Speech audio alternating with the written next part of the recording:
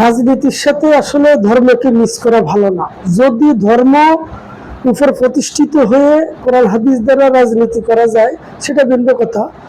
নবী করিম সাল্লাল্লাহু আলাইহি সাল্লাম এবং সাহাবী আজমাইন এরা যে রাষ্ট্র পরিচালনা করছে কোরআন হাদিস দ্বারা, আমরা তো আসলে সেভাবে পারি না। এই জন্য ধর্মের রাজনীতির সাথে ধর্মকে অ্যাড না করাই ভালো। তো যারা আজকে রাজনীতির সাথে ধর্ম অ্যাড করে অলিয়াদের মাজার ভাঙতে যাচ্ছে, তারা জানে না আল্লাহ পাক বলছে যারা আমার অলিদের সাথে যুদ্ধ ঘোষণা করিল, আমি তার বিরুদ্ধে যুদ্ধ ঘোষণা করিলাম।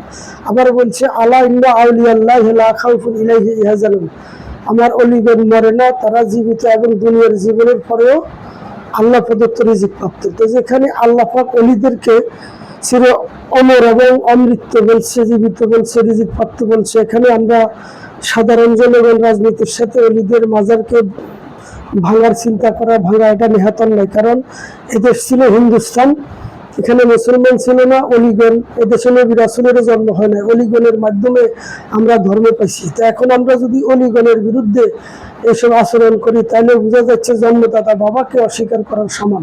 কারণ এটা আমাদের ধর্মযাজক, ধর্মীয় পিতা। তাই এসব চিন্তা ভাবনা থেকে আমরা দূরে থাকি, রাজনীতির সাথে কখনো ধর্মনীতি না মিলে।